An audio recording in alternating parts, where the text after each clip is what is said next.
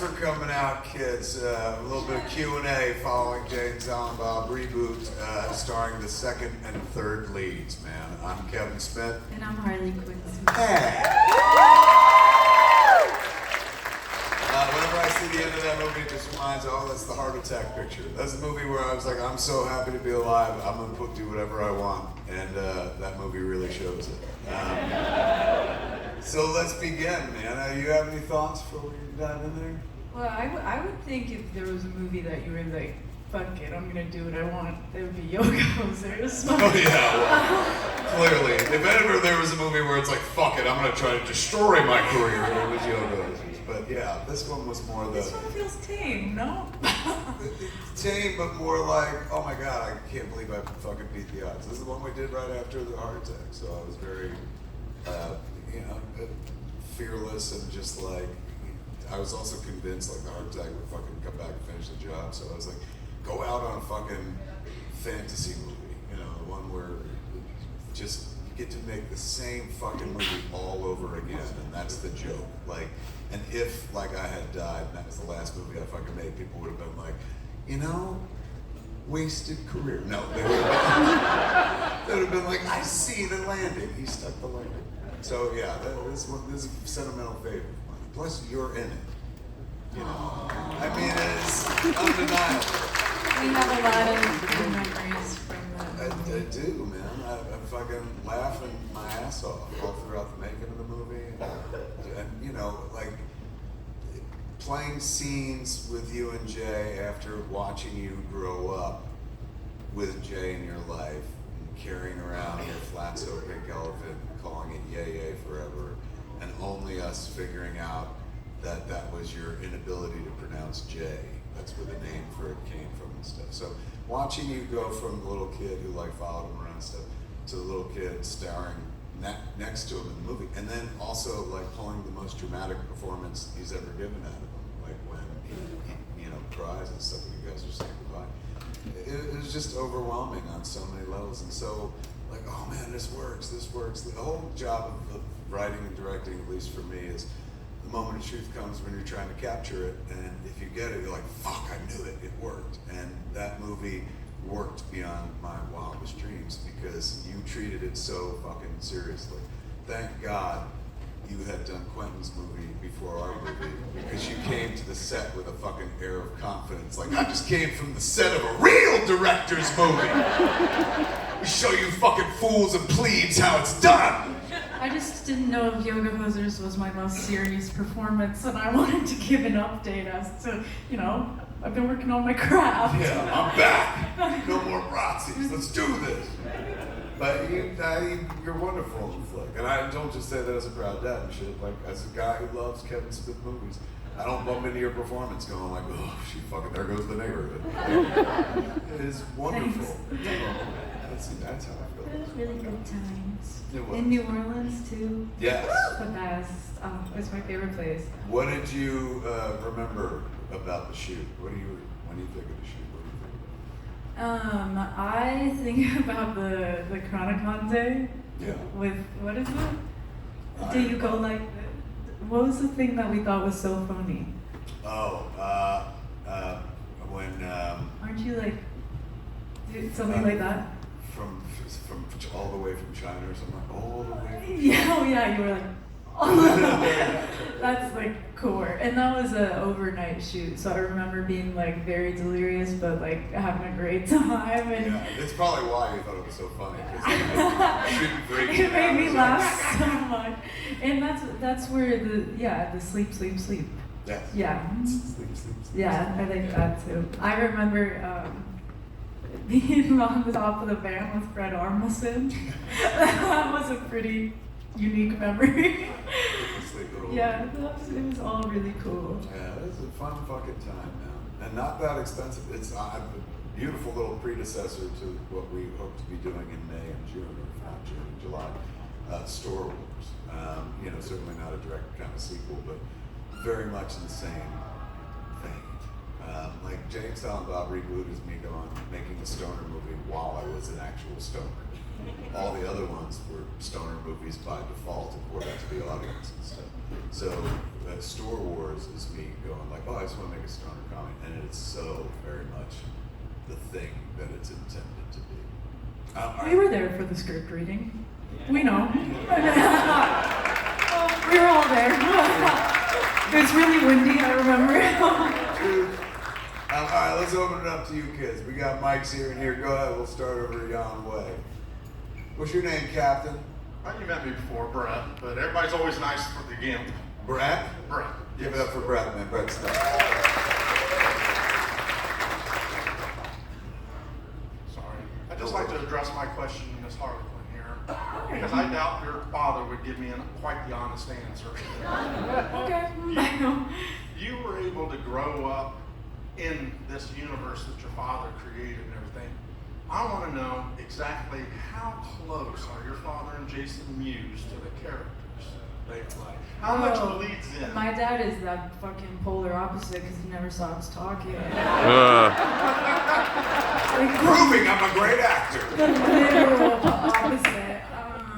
Jay's pretty similar. Jay's, I would say, like 95% the same, yeah. Especially since he became a dad in the universe, and he's a dad in real life. Now I would say the current iteration of Jay in the movies is closer. Well, actually, I didn't really know all that. He was exactly like that when you guys were growing up. I don't know how he is in the movies. The character of Jay is based on who he was when he was 16 years old. The good news is emotionally he hasn't matured all that much. So he can still pull it off. But yeah, it was based on who he was when he was a kid. And the good news is it was like a self-fulfilling prophecy because of the movies, he got to kind of stay that person. Life never beat it out of him and shit. Like, we all know people we grew up with who were the funny person, the fucking cool person, and life just took it the fuck out of them and stuff. You see them later on, and they're not that joyous of a bully soul they used to be. He remained that cat, and I think it had something to do with the fact that, like, he didn't have to, go to some soul-crushing job. He got to play that fucking fun version of his young self for almost the rest of his life, or thus far. So, you ask him, he might have a different answer, but I think playing Jay for over 30 years, let him be Jay way longer than life would have let him be Jay if he didn't professionally play Jay. Does that make sense? That was a really good answer, yeah. I followed it very well.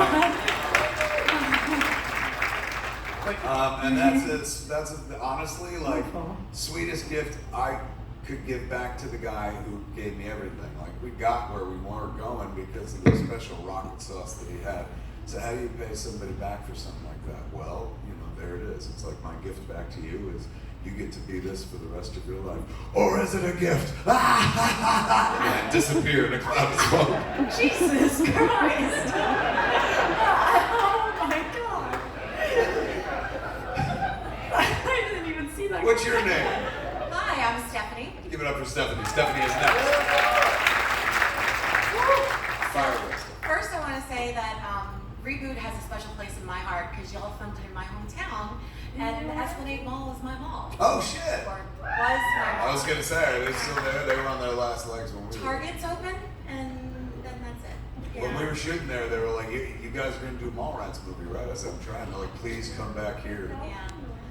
That was New Orleans, the Esplanade Mall. It's still standing-ish, but it's pretty much closed. But that was where I was a mall rat, so That town I will always was have Reboot to kind of look at. Like, that was my mall.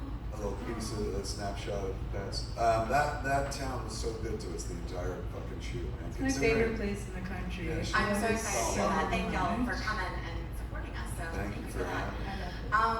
Tell Jen that I also only listen to podcasts. I don't watch the videos either. I heard y'all talking about it during +1, and I would be like, yeah, me too. Yeah, Sorry. she's not an optical person. She'll just put it in her ears and walk around and shit. So I'll talk to her and she'll just look at me for a long time. And then when I'm done finished, she's like, what? She's been listening to some brutal fucking grisly details about somebody losing their life. So my question is, have either of you seen Heated Rivalry? And do you have any thoughts? I haven't. I really, really want to. Yeah. What is it on? HBO Max. HBO Max. I went to try to watch it on Netflix. I didn't find it. I don't know why. It's It's on HBO. It's kind of become a phenomenon. I asked because What it is does it? have a hockey subplot. Seems like the show for you. Hockey hardcore. Oh yeah. Yeah. Watch it, lady. I've lived it. I wore the jersey for so long, and you never know what goes on under the jersey. No, I haven't seen it yet, but I'll tell you something interesting. Because of the success of Heat of Rivalry, the Hit Somebody thing that I was working on years ago, which I changed from Hit Somebody to a different title altogether, suddenly sparked back to life. It was like, hockey sells. Swear to fucking God. So, John Gordon submitted like the first script to this company up in Canada and shit, and they were like, we love it, is there more? And he's like, here's 5 other fucking scripts. So, could be because of the 2 fucking boy hockey players who can't fucking keep their hands off their fucking pucks. Could be that I get to make this thing I wanted to make years ago, so we'll see, fingers crossed. Oh my gosh, that's crazy. Wow. Right? That's so crazy. I haven't heard that in so long. I just want to say one more thing. I just appreciate how much, how openly you talk about your mental health and getting help, because as a mom of boy children who are also in this line, and so I'm wrapping it up, it gives me someone to point to and be like, yes, your mental health is very important and you should take care of yourself. It is. Thank Thank you you for that. You know, we're expected to be stronger than we are, but good God, man, fucking, there's nothing wrong with asking for a little help. As I've said many times, like fucking, there's nothing wrong with asking for help, reaching out. If you ever feel yourself slipping from the grasp of reality or need a little extra mental health assistance, just reach out and ask for help. I did, and it's the only reason we're fucking here today. So it's worth doing. I don't care. What's your name, Cat? My name's Brandon. Brandon, give it up, Brandon. Thank you. Earlier, Give it I up. got to give you this. Oh my God, thank you. Fucking gorgeous. And I definitely have a question about if there's going to be a Cruise 3. Is it going to be a trilogy? There we go. Yeah! As far as I'm concerned, there will be. I know the 6-man people are enthusiastic as well. They don't like to commit until we go back and do all our data and stuff. But this is not dissimilar from what we did last time, and last time resulted in this time. So I'd be fucking flabbergasted if we didn't do it a 3rd time. As the name has been suggested, Jay and Silent Bob, Cruise Askew, Jay and Silent Bob, Reboat. Gone. So fingers crossed. Have you enjoyed it so far? You've been having a good time? Oh, amazing time. I remember when we were going out last time, I was like, oh my God, 3 days, people are going to be sick of us. And then afterwards, there was like, if there was any complaint, it was like there wasn't enough. So we added the day and stretched out the program and added more shit. And it's just went so wonderfully. Y'all are, you know, I know I'm billed as the host, but I feel like I'm being hosted by all y'all. You guys have been so fucking wonderful, said such nice things to me about my family, about things that I've done, about some of my favorite people in the world. So next one, I love you too. Next one, I'm paying. No. But yes, I will work hard to make sure that we do a fucking next one. I do have a quick second question. Fire away. What's the chances of Dogma 2? Strong.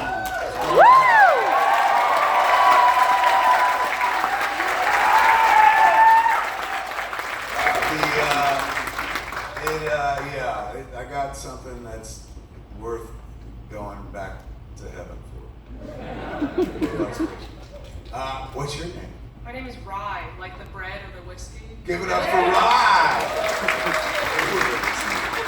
First, I will say you look great. You are eating down. Anyway, of course. Thank you. From one pop culture nerd to others, you know, like reboots can sometimes be like, like why are we doing this again? Yeah. I love Jason Bob reboot. It is great. But do you have any particular reboots that you think were like actually good? Like this is a great thing that they brought back.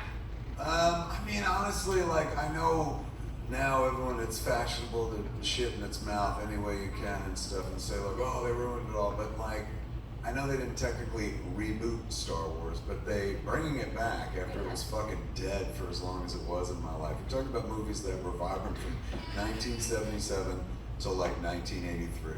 And pop culture worship and and pop culturalism didn't exist the way it does now back then and stuff.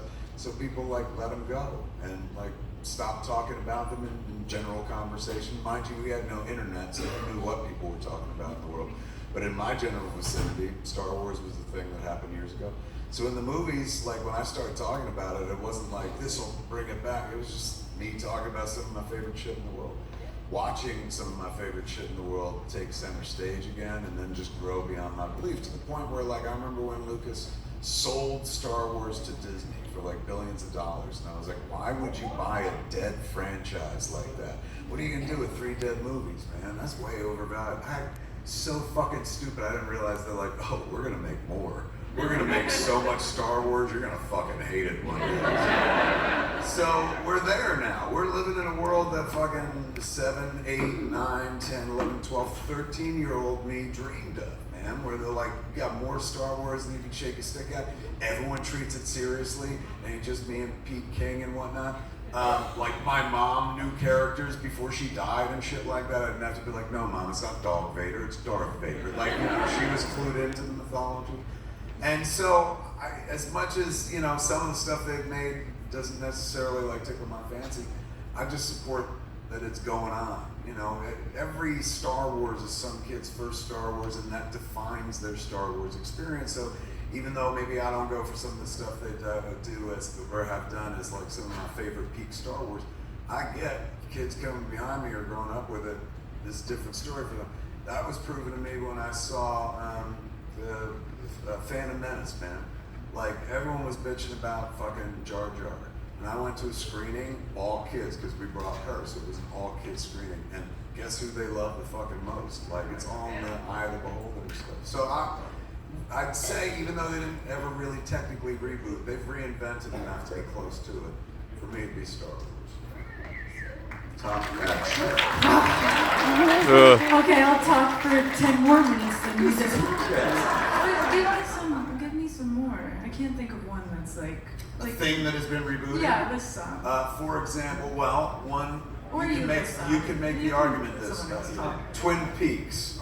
Yeah. Lynch came back. Now, is it a reboot or is it a sequel? Is it just him I wasn't continuing even. the story? Oh man. But I'm just using that as an example. I'm not saying speak, fucking knowledgeably about a show you've never watched. I watched Twin Peaks. I Which didn't one? watch The old one? Yeah, the old one. Alright, Well, classic. yeah. You know what? Word. Good eye. But what else? I like the new Jumanji. Like, Oh yeah, the Jumanji I didn't are- fuck with are that, but fun. they've gotten 3 movies, whereas the last one only got away with the 1, so that definitely counts. Star Trek is a reboot as well.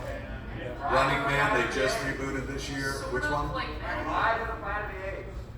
That's right. I Planet can't say that was my favorite. Maverick a little bit, kind of. Which one? Yeah, I was thinking Ghostbusters. Maverick? Maverick was a reboot. Yeah. That's a deep cut. I don't think I've had anyone reference Maverick in the real world in a long time. That took me right back to a very My specific- brother's favorite movie. I get it now. Yeah, so do you have a? I can't think of one that I really like. Multiple Ghostbusters, Yeah, the Ghostbusters. Yeah.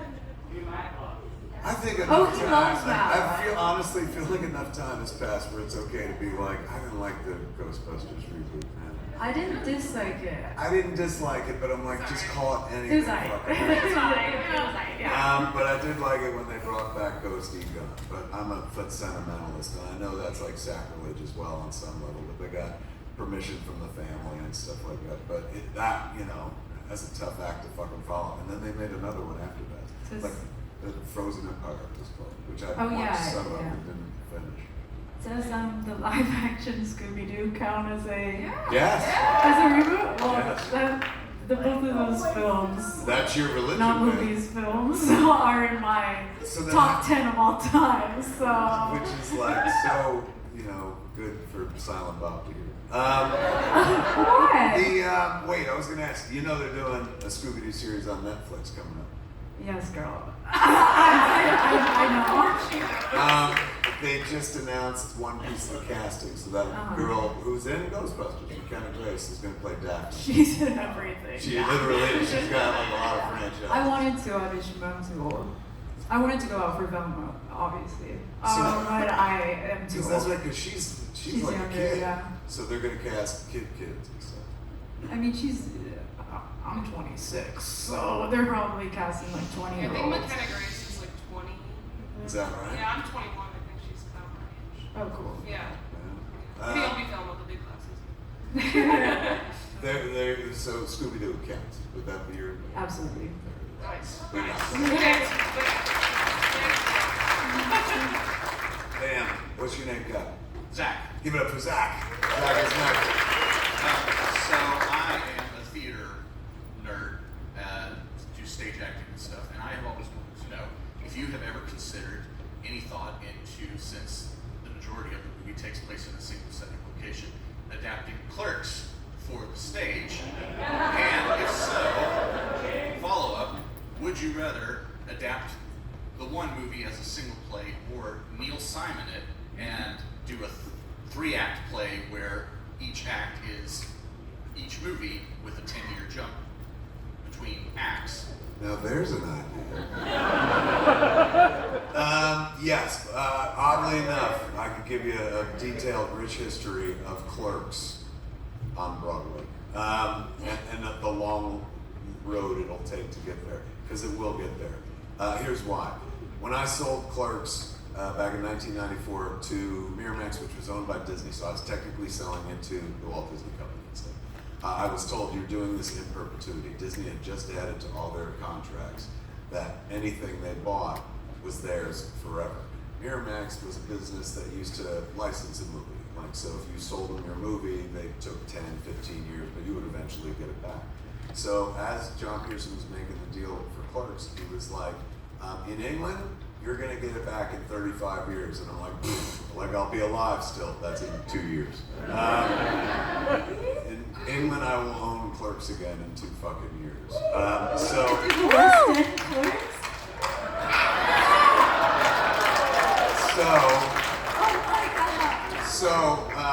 In the U.S., I'll never own it again unless I bought it back, but corporations don't sell their assets like that, so I'll never own it again, which at the time, like, it wasn't bittersweet. I was trying to fucking sell it. I wanted to get out a credit card with that shit like that. That means, with the exception of Jay and Silent Bob, which I was able to negotiate out, or John Sloss was able to negotiate out for me and Jay to own, all of those characters are owned by somebody else. So anytime we want to do a thing, now we have to go ask somebody permission first, unless it's Jay and Silent Bob. The 2 aspects of Clerks adaptations that were left out of the contract, because at that time it was just like, was animated series, which people were like, nobody will ever make a cartoon at this black and white movie, give them his rights. And then the other was Broadway musical. So for years, I have been getting, ever since Clerks hit home video going back to late 1995, I had been getting like fucking letters, handwritten letters, and then fucking emails, and then posts, for years from people in schools that are like, hey man, can we put up a production of Clerks? So now I'm gonna have to take you back in time to tell this fucking story, and I'm also gonna invoke a name which is gonna make everyone cringe, so tighten your assholes. Harvey Weinstein plays a fucking role. So after getting a lot of these fucking like, hey, can we do Clerks? I finally reached out to Miramax and was like, hey, a lot of people keep asking me if they can do Clerks as a musical at their school or fucking like off Broadway. Like, do you want me to hand these over to you? And that was when Harvey was like, I don't have the rights to do that, that's yours. And I was like, seriously? He goes, yeah, and if I were you, I wouldn't let any schools do it or anything like that. I'd hold on to it for years, because it's the only thing you got left of Clerks, and then one day you could do a musical. And I was like, yeah, right. Man was full of terrible ideas. That was not one. Like, the idea of fucking doing a musical is now sat in the back of my head forever and stuff. And I always knew everything crumbled when everything was over. Still had that. And as nostalgia for that movie grew over the years, the idea of a Clerks musical or a Broadway show or just a 3-act structure, 2-act structure grew and seemed more plausible. Didn't seem so silly anymore. A musical, not a play? Both. Yes. Clerks 3 was almost a Broadway show. I called up fucking Jeff Anderson. I was like, I want to do Clerks 3 live. You, me, Brian, and stuff, and we'll do it on stage, and we'll do it for like 4 months, and then that's it and shit. And then we were Jeff was just like, "You're high, aren't you?" And I was like, "Yes, still, we could do this." I was disabused of the notion because there's no such thing as a 4-month Broadway run unless that show is closing and you're losing money. So they're like, you would have to fucking mouth the show for 2 years to get back into profit. And I was like, oh, fucking hell. Why doesn't somebody just make a movie? And they're like, bing. So I went back to the fucking drawing board and stuff, and Clerks 3 changed anyway and became what it fucking became. Then into our lives came this wonderful man named Vivek, and Vivek was the producer on the Jagged Little Pill musical on Broadway. And they were up for Tonys. I don't know if they won. I think they won something. But he had reached out to me because he was like, somebody wants to do one of those jukebox musicals with the Ramones. And he's like, you were the first person we thought of. And I was like, really? I've never once referenced the Ramones. I don't know. He's like, yeah, but fucking you're from that era, man. I was like, they're actually like pre-me. Yeah, like, you know. we're not. So I was like, I don't think I'm the right person for the job. It was a strange ass. Pairing. I would never. Maybe there was like a Run DMC musical. I'd be like, yeah. Even that might be well, like, right, I don't know, still you? not. You know.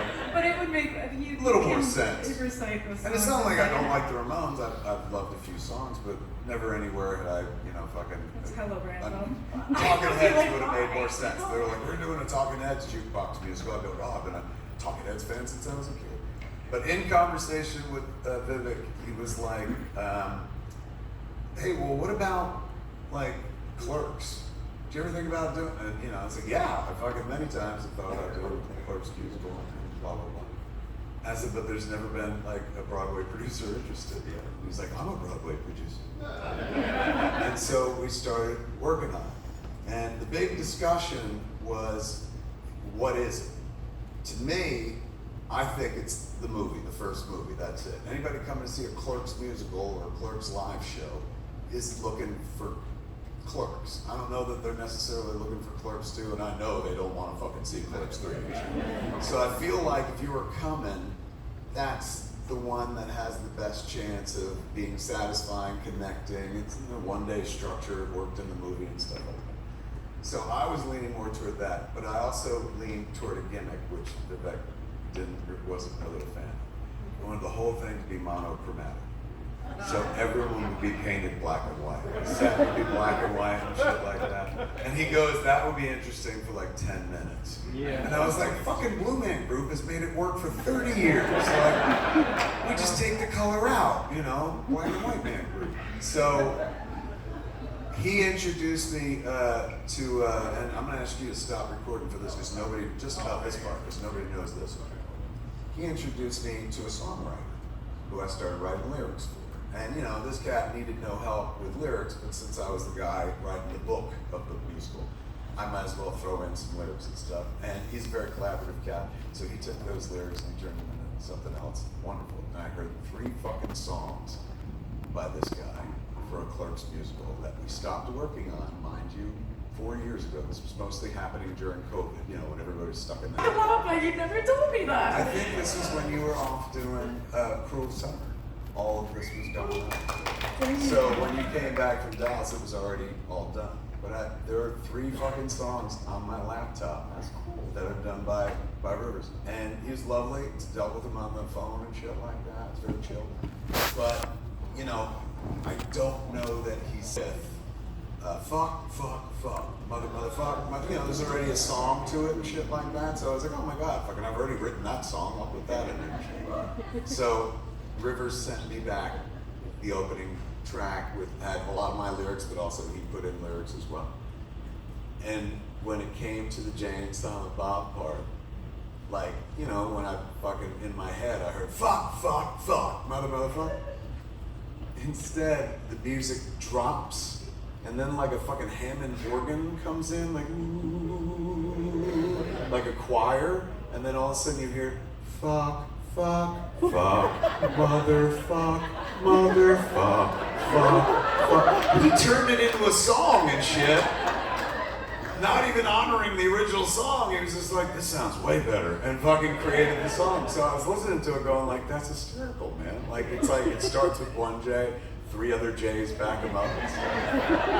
So it's still out there. It just, again, everything just got put to the side because we got busy doing other things. But in 2 years, I get fucking Clerks back overseas. I forget who had it at that point. In the beginning, I remember who had it. Now I don't know who it switched over to.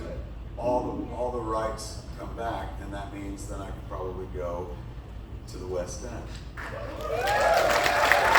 there.